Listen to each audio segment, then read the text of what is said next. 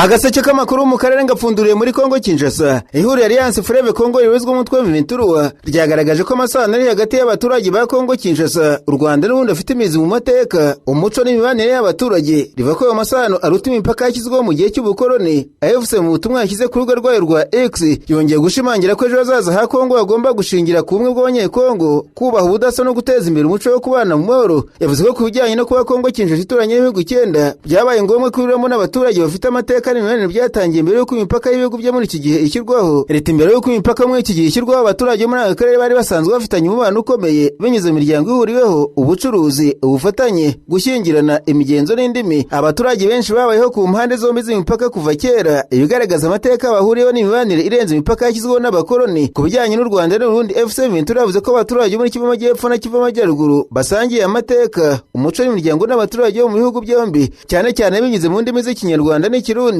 ndetse n'imiryango iboneka mu karere k'ibiyaga bigari. Leta ku Burundi n'u Rwanda, abaturage bo muri Kivu Amajyepfo na Kivu Amajyaruguru bamaze igihe kirekire bafitanye amasano ashingiye ku mateka, umuco n'imiryango n'abaturage batandukanye muri aka karere, harimo n'abahuje indimi nk'Ikinyarwanda n'Ikirundi ndetse n'imiryango y'Abahutu, Abatutsi n'abandi batuye muri aka gace k'ibiyaga bigari. AFC Ventura yavuze ko ayo masano adakwiye gukoreshwa mu gucamo ibice abaturage cyangwa se kubyutsa ivangura, ahubwo ko kwiye gufatwa nk'umurage uhuriweho ushobora gufasha kubaka igihugu cya Kongo gifite ubumwe n'ubwiyunge. Iri huriro ryongeye gushimangira ko icyerekezo cyaryo ari Kongo Kinshasa ifitanye umubano mwiza n'ibihugu 9 biyikikije ushingiye ku kubahana, ubufatanye, ibiganiro, ubucuruzi n'ishakishwa ry'amahoro arambye. AFC yavuze ibi mu gihe ikibazo cy'umutekano muri Sudani bwa Kongo gikomeje guteza impaka mu karere, aho leta ya Kongo ikomeje gushinja AFC Ventura ku mutwe w'inyeshyamba ufite inkunga y'amahanga. Ibyo uyu mutwe wakana uvuga ko hagarara impinduka za politiki no kurengera inyungu z'abanyekongo. Mu gihe ibiganiro by'amahoro bikomeje gushakirwa ibisubizo, AFC Ventura ikomeje kugaragaza ubutumwa bugamije kwerekana ko ikibazo cy'uburasirazuba bwa Kongo kidakwiye kurebwa gusa nk'ikibazo cy'umutekano, ahubwo gifitanye isano n'amateka, imibanire n'imiyoborere y'akarere kose. Nayo imirwano ikomeye irakomeje mu bice bitandukanye bya teritwari ya Masisi muri Kivu Amajyaruguru muri Repubulika ya Demokarasi ya Kongo, nubwo hakomeje ibiganiro bya diplomasi bigamije kugabanya umwuka mubi no gushaka amahoro muri burasirazuba bw'icyo gihugu. Kuva ku mugoroba wo kuwa mbere tariki ya 13 imirwano yongeye kubura hagati y'inyeshyamba za FC Ventura n'imitwe y'abazirenda ifatanye n'ingabo za Kongo Kinshasa. Iyo mirwano yakaje umurego w'ibibazo by'ubutabazi n'imirwa ry'abaturage muri ako gace. Abaturage bavuga ko imirwano ikomeje hafi y'uturere dutuwe cyane, ibintu byatumye benshi bahunga ingo zabo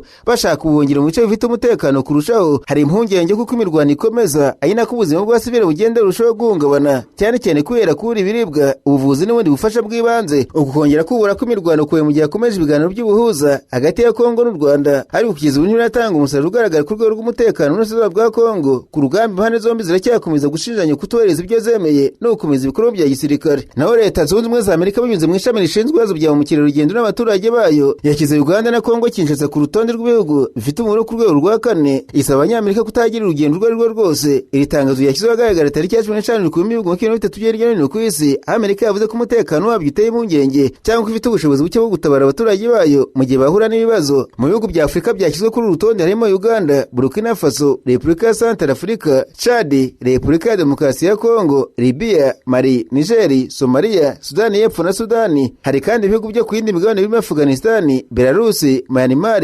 Haiti, Iran, Iraq, Lebanon, Korea ya Ruguru, Uburusiya, Syria, Ukraine na Yemen. Leta ya Amerika yasobanuye ko urwego rwa 4 ari rwo rwego rwo hejuru mu miboro y'ingendo, rukaba rutanga igihe igihugu gifite ibibazo bikomeye by'umutekano cyangwa se Amerika idashobora gutanga ubufasha buhagije ku baturage bayo bari muri icyo gihugu. Bamubura ingendo zose ziri mu bukerarugendo, ubucuruzi, ibikorwa by'ubutabazi n'izindi impamvu zose z'urugendo. Abasesenguzi bavuze ko icyemezo gishobora kugira ingaruka ku rwego rw'ubukerarugendo muri Uganda, igihugu gisanzwe cyakiriwe n'abakerarugendo baturuka muri Amerika ndetse no mu bindi bihugu.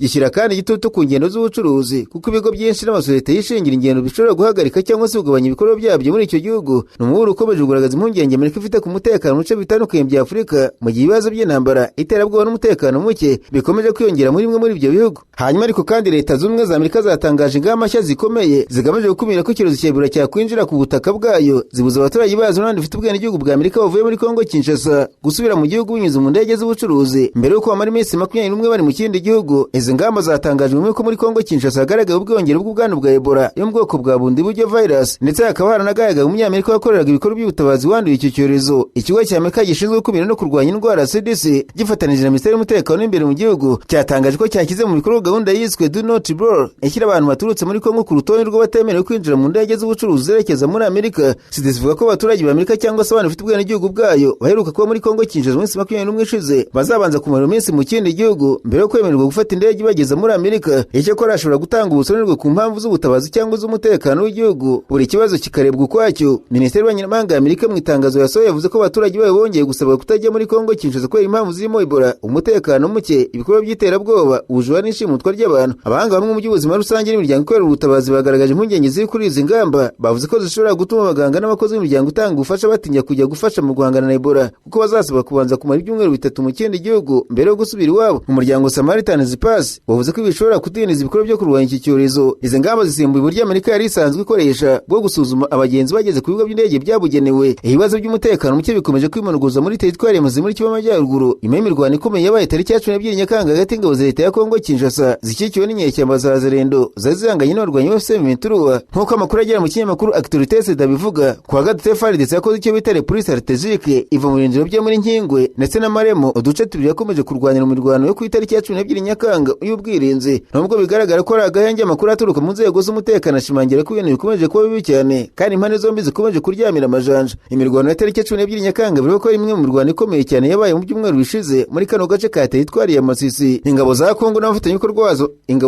n'abafatanyabikorwa bazo bari batangaje ko bashubije inyuma igitero cya M23 kandi bongera kwigarura ibintu bimwe na bimwe cyane cyane muri Nkingwe ndetse na Maremo. Ariko ko ibintu byagiye binuka ku rubuga byatumye ingabo za leta zisubira mu bindiro byazo. Uku kutaguma hamwe gukomeje kuvuga ko gutera impungenge abaturage batuye hafi y'imirongo y'urugamba. Abaturage benshi bakomeje kuba maso batinye ko hashobora kongera kuvuka imirwano ishobora guteza guhunga gukomeye n'ibibazo by'ubutabazi mu karere kibasiwe cyane n'intambara. Kuri ubu nta yindi mirwano ikomeye yatangajwe ariko umwuka mubi cyari wose, kandi uko ibintu bizagenda kuzaterwa n'imitwe y'abanganye batandukanye bari ku rugamba nubwo abaturage bifuza ko umutekano urambye wagaruka. Hanyuma mu gihe uburasirazuba bwa Kongo bukomeje kurangwa imirwano hagati y'ingabo za leta ya Kongo na M23, perezida wa Kongo Kinshasa yakaje ibikorwa bya diplomasi yohereza minisitiri ushinzwe kwikiramwe kw'akarere Floribert Anzuruni nk'intumwa idasanzwe mu bihugu bitatu. Kwa mbere tariki ya 13 Anzuruni yakiriwe na perezida w'Uganda Kaguta Museveni mu rwego rw'Ikisozi yari amushyiriye ubutumwa bwihariye bwa perezida Tshisekedi. Nyuma y'ibiganiro Museveni yavuze ko baganiriye ku bibazo bihuriyeho by'umwihariko umutekano n'uburasirazuba bwa Kongo, ashimangira ko muri umutekano ari ingenzi ku iterambere ry'abaturage b'akarere. Yanditse ku rubuga rwa X atamara umutekano mu karere kacu ari ingenzi ku mibereho myiza y'abaturage kandi tuzakomeza gukorana n'abafatanyabikorwa bacu mu gushakira ibisubizo ibibazo biri mu burasirazuba bwa Kongo. Uruzinduko rwakurikiye urwa perezida Tshisekedi muri Uganda rwabaye tariki ya 12 Gicurasi, abe na Museveni basinye amasezerano atandatu agamije guteza imbere ubufatanye mu bucuruzi, ikoranabuhanga, ubukerarugendo, imiyoborere n'ibindi bikorwa by'iterambere hagati y'ibihugu byombi. Nyuma ya Uganda kuwa kabiri, Floribert Anzuruni yakomereje urugendo rwe muri Togo aho yakiriwe ikara na perezida Fred Nyasimbe n'abashyirije ubutumwa bwihariye bwa perezida Tshisekedi. Nk'uko ibiro makuru ACP by'abanyekongo byabitangaje, Anzuruni yavuze ko yishimiye urugendo yagiranye na Nyasimbe, amushimira ko yakiriye ubutumwa bwa Tshisekedi ndetse n'uko Togo ikomeze kugira mu gushyigikira amahoro muri Kongo Kinshasa. Yavuze kandi ko uruzinduko rugaragaza umubano mwiza hagati ya Kinshasa na Lome ndetse n'ubushake bw'impande zombi bwo gukomeza ubufatanye mu gushakira Afurika amahoro, umutekano no guteza imbere ukwikiramwe kw'akarere. Kwa gatatu Anzuruni yakomereje ingendo muri Gitega mu Burundi aho yakiriwe perezida Evariste Ndayishimiye nawe uyoboye umuryango wa Afurika yunze ubumwe muri iki gihe. Ibiro bya perezida w'Uburundi byatangaje ko ibiganiro byabo byibanze ku ihindagurika ry'umutekano mu burasirazuba bwa Kongo no gukomeza gushimangira umubano hagati y'Uburundi na Kongo Kinshasa. Kugeza ubu ntiramenyekana neza icyishe nyuma y'ingendo zuriya ntumwa ya Tshisekedi, gusa zabaye mu gihe umutekano mu burasirazuba bwa Kongo wakomeje kuzamba kubera imirwano ikomeje gusakiranya ihuriro ry'ingabo za leta ya Kongo n'ihuriro rya M23. Umubano kandi hagati ya Kongo n'u Rwanda ukomeje kuzamo amakimbirane ashingiye ku birego bya Kinshasa ishinja Kigali gushyigikira M23 ibyo yakomeje guhakana. Muri iki gihe ibiganiro by'amahoro bikwira mu nzego zitandukanye zirimo ibya Washington na Doha birakomeje, ariko ntibiragaragaza umusaruro ugaragara ku kibuga cy'imirwano nubwo impande zose zikomeje kugaragaza ubushake bwo gukomeza inzira y'ibiganiro. Naho akanama gashya k'ubujyanama kagizwe n'abanyamahanga katangijwe kugira ngo gasuzume amarorerwa maze imyaka 30 muri Kongo Kinshasa. Ako kanama ko gusuzuma amarorerwa abaye muri Kongo kazagira inama ibigo bibiri byo muri Kongo kubijyanye n'ubutabera mu gihugu kivuye mu ntambara. Ikigega cy'igihugu cy'indege ndetse na komisiyo y'ubuza za minisiteri yo gufasha abahohotewe no gutanga ubufasha mu mavugurura. Ako kanama kabewe n'impirimbanyi n'umunyekongo Julienne Rusengero w'umunyamategeko w'umwongereza Saward Morrison Kisi, karimo inzobere mu mategeko mpuzamahanga, diplomasi n'inzobere zo muri za kaminuza. Abagize ako kanama barimo Ozari Ambasaderi wa Amerika ushinzwe ibyaha byo mu ntambara Stephen Rapp, umudiplomate w'umunyagana Patrick Hayford, umucamanza Nina Johnson ufite ubwenegihugu bw'Ubwongereza n'ubwa Norvège, n'umufaransa w'inzobere mu mategeko Pascal Thuram. Aka kanama kazanasuzuma ibikubiye muri raporo ya UNESCO Mapping Scoping Report y'umwaka wa 2010 ndetse n'ibikoro byo kurenga ku mategeko byavanga muri Burasirazuba bwa Kongo gatanga umurongo wo gukurikiza mu mategeko na diplomasi kugira ngo habe kwemerwa ko ibyaha n'indishyi kubahohotewe. Mu nama ya mbere yako nama yawe muri iki cyumweru habayeho kumva amakuru mashya ku bikorwa by'ubukangurambaga na gahunda zo gusubiza mu buzima busanzwe. Rusenge buze ku gahunda ya mbere y'aka kanama izaba kureka guceceka. Itangizo ryayo kanama ribaye mu gihe Kinshasa ikomeje urubanza mu rukiko mpuzamahanga rw'ubutabera aho irega leta y'u Rwanda mu gihe Perezida Tshisekedi asaba ko amahanga yemera icyo yise jenoside icecetse. Ese aho ufite indwara zakubayeho akarande, reka nkurangire muganga Ruhumuza ukorera Kibabi muri Kongo Kinshasa. Ni umuhanga akuvura akoresheje ibimera. Muganga Ruhumuza akuvura amarozi yaba ibitegano cyangwa se ibihuherano, akuvura akarande, igicuri, igifu kidakira n'umutwe udakira, imidido ndetse n'ibindi. Umwihariko wa muganga Ruhumuza arakuvura ugakira neza kandi avura akoresheje ibimera. Mwamusanga mu mujyi wa Kibabi hirya hangaha i Masisi cyangwa se mu mujyi wa Rubaya. Waba unamukeneye ukamwandikira cyangwa ukamuhamagara ukoresheje WhatsApp. Urandika akamenyetso ko guteranya 24 38 46 58 18 arakubwira uko wamugeraho kuko bamugezeho bose bamutangira ubuhamya.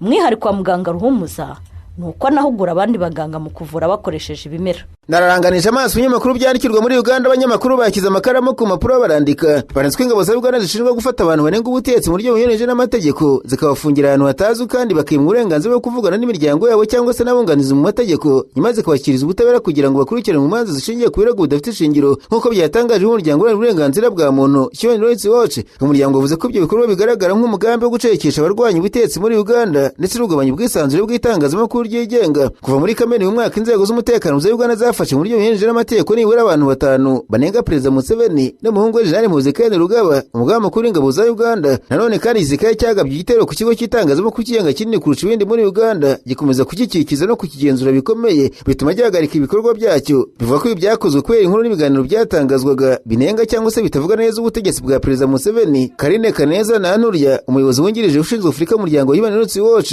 yavuze ko guverinoma ya Perezida Museveni igenda irushaho gukoresha igisirikare nk'igikoresho cyo gucecekesha abatanga ibitekerezo bitavuga n'ubutegetsi bwe cyangwa se abamunenga. Agomba guhagarika gukoresha inzego z'umutekano mu guhashya abanenga ubutegetsi ahubwo kubariza itegeko nshinga rya Uganda n'uburenganzira bw'abanya-Uganda, umutekano wabo n'ubutabera bukurikiza amategeko. Tariki ya 15 Kamena abasirikare bitwaje intwaro bagabye igitero mu rugo rwa Elias Lukwago ruri mu mujyi wa Kampala mu murwa mukuru wa Uganda. Bamutwaye ku ngufu mu buryo bunyuranyije n'amategeko bamujyana ahantu hatazwi. Lukwago asanzwe ari umwunganizi mu mategeko wa Kizza Besigye, umunyapolitiki urwanya ubutegetsi mu rubanza rw'ubuhemu benshi bavuga ko rwahimbwe. Kuri uwo munsi yari yiteguye gushyikiriza Jenerali Muhoozi Kainerugaba impapuro zimuhamagaza mu rukiko mu rwego rw'urubanza yari yamureze. Mbere yabo Kainerugaba yari yatangaje ko azafata Lukwago n'umuntu wese wagereza kumushyikiriza impapuro z'urukiko. Mu ruhererekane rw'ubutumwa yashyize kuri rwa X, Jenerali Muhoozi Kainerugaba yasaga n'uwemeza ko yafunze Lukwago mu buryo bunyuranyije n'amategeko, yemereye ko yamufungiye mu cyo yise basement cyangwa se icyumba cyo munsi y'inyubako. Anasangiza abantu ifoto y'umuntu wasaga na Lukwago apfutse mu maso. Umuhungu wa Lukwago yavuze ko se yakubiswe mu gihe yari afungiye kwa Kainerugaba kandi ko amaze iminsi yarafunzwe atemererwa kuvugana n'umuryango we, abanyamategeko cyangwa se undi muntu wari wese. Umunyamakuru akaba n'umusesenguzi uzwiho kunenga ubutegetsi muri Uganda Timosi Karyegira yanditse ku rwa X ku itariki 26 Kamena yafashwe n'inzego z'umutekano agashyirwa mu modoka y'ingabo zidasanzwe za Uganda akagera mu cyumba cyo munsi y'inyubako muri basement. Nyuma y'iminsi 3 ubuyobozi bwamureze gukoresha ibitangazamakuru byo kuri internet adafite uruhushya rwemewe n'amategeko. Nyuma yo kwejeje imbere y'urukiko yemerewe kuburanishwa adafunzwe. Umuryango wa Human Rights Watch wanditse ko umaze imyaka myinshi ukusanya ibimenyetso byerekana ko inzego z'umutekano za Uganda zikora ibikorwa birimo kuburizamo abantu irengero ku gahato, gufata abantu mu buryo bunyuranyije n'amategeko, kubafunga mu buryo butemewe n'amategeko no kubakora iyicarubozo. Mu myaka ishize Perezida Museveni yasezeranije ko azatanga ubutumwa bukomeye ku nzego z'umutekano agaragaza ko ivangura rinyuranyije n'amategeko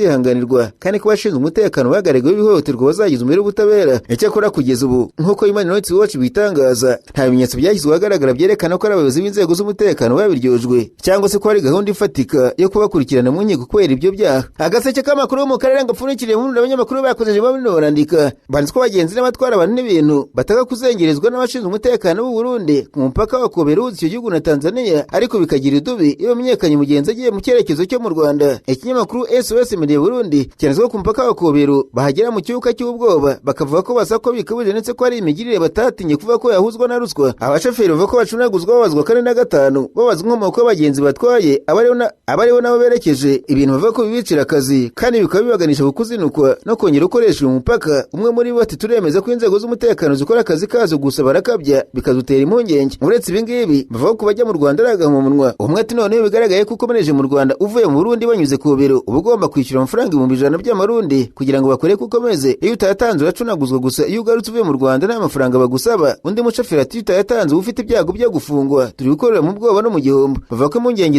ahanini zituruka mu bwoba bw'inzego z'umutekano zo mu Burundi ziba zikanga ko bagenzi bajya mu Rwanda bashobora kuba bajya muri M23 cyangwa se Red Tabara, imitwe yitwaje intwaro irebana n'ingwe n'u Burundi. Barasaba ko bakorera akazi kabo mu kubariza amategeko, ariko nanone ntibashyirweho iterabwoba na ruswa. Kugeza ubu inzego zinyuranye bireba ntacyo zizatangaza ku byo zishinjwa n'abagenzi ndetse n'abashoferi.